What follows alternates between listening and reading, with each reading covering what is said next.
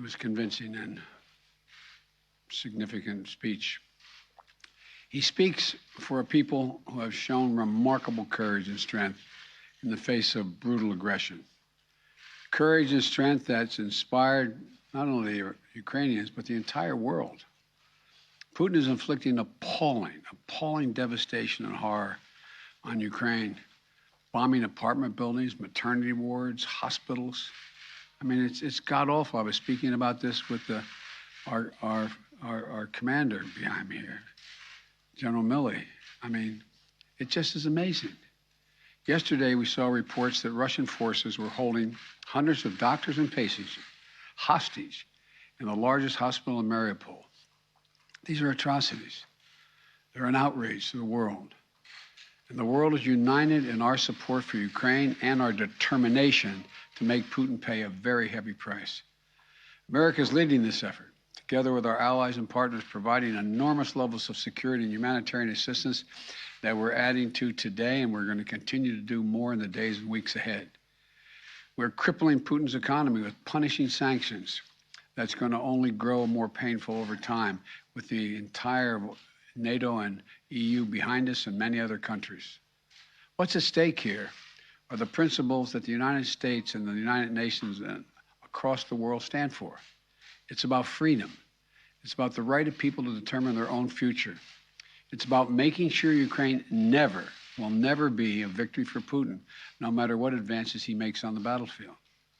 The American people are answering President Zelensky's call for more help, more weapons for Ukraine to defend itself, more tools to fight Russian aggression.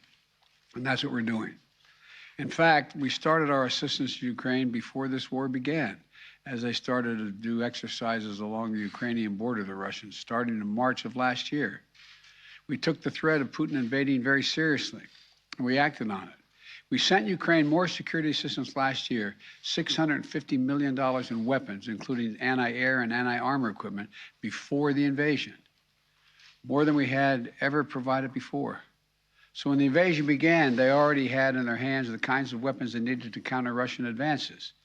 And once the war started, we immediately rushed $350 million in additional aid to further address their needs. Hundreds of anti-air systems, thousands of anti-tank weapons, transport helicopters, armed patrol boats, and other high-mobility vehicles, radar systems that help track incoming artillery and unmanned drones, secure communications equipment and tactical gear, satellite imagery and analysis capacity. And it's clearly helped Ukraine inflict dramatic losses on Russian forces. On Saturday, my administration authorized another $200 million to keep a steady flow of weapons and ammunition moving to Ukraine. Now I'm once again using my presidential authority to activate an additional security assistance to continue to help Ukraine fend off Russia's assault, an additional $800 million in assistance. That brings the total of new U.S. security assistance to Ukraine to $1 billion just this week. These are direct transfers of equipment from our Department of Defense to the Ukrainian military to help them as they fight against this invasion. And I thank the Congress for appropriating these funds. This new package on its own is going to provide unprecedented assistance to Ukraine. It includes 800 anti-aircraft systems to make sure the Ukrainian military can continue to stop the planes and helicopters that have been attacking their people and to defend their Ukrainian airspace. And at the request of President Zelensky, we have identified and are helping Ukraine acquire additional longer-range anti-aircraft systems and the munitions for those systems. Our new assistance package also includes 9,000 anti-armor systems. These are portable, high accuracy shoulder-mounted missiles that Ukrainian forces have been using with great effect to destroy invading tanks and armored vehicles. It'll include 7,000 small arms, machine guns, shotguns, grenade launchers to equip the Ukrainians, including the brave women and men who are defending their cities as civilians, and they're on the countryside as well. And as well as the ammunition, artillery, and mortar rounds to go with small arms, 20 million rounds in total, 20 million rounds. And this will include drones, which demonstrates our commitment to sending our most cutting-edge systems to Ukraine for its defense. And we're not doing this alone.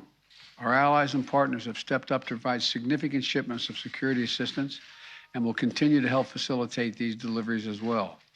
The United States and our allies and partners are fully committed to surging weapons of assistance to the Ukrainians. And more will be coming as we source additional stocks of equipment that we're ready to transfer.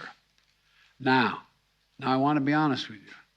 This could be a long and difficult battle, but the American people will be steadfast in our support of the people of Ukraine in the face of Putin's immoral, unethical attacks on civilian populations. We are united in our abhorrence of Putin's depraved onslaught, and we're going to continue to have their backs as they fight for their freedom, their democracy, their very survival.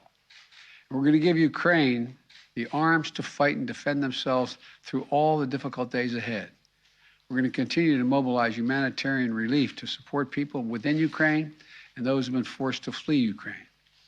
In just the past few weeks, we provided $300 million of humanitarian assistance to the people in Ukraine and in neighboring countries.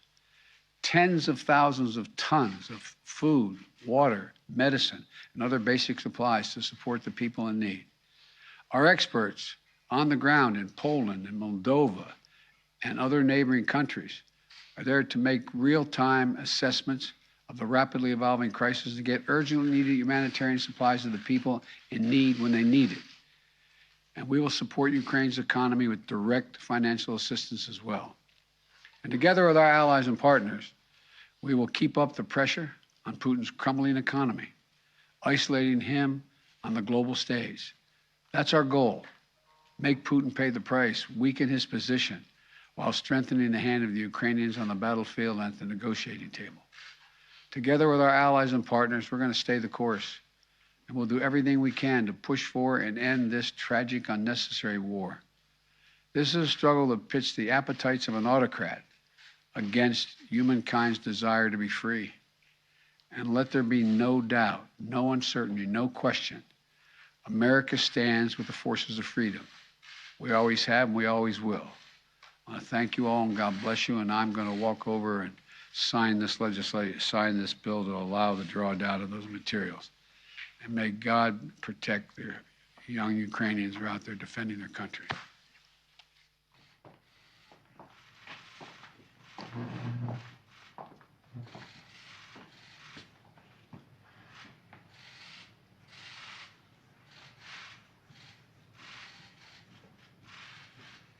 What I'm signing here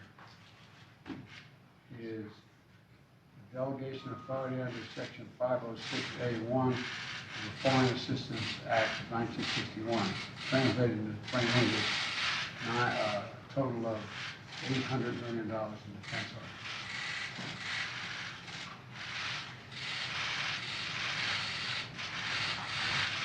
Mr. President, what will it take for you to send the Polish MiGs that President Zelensky is asking for? I'm not going to comment on that right now. I'm not going to comment any other than what I told you.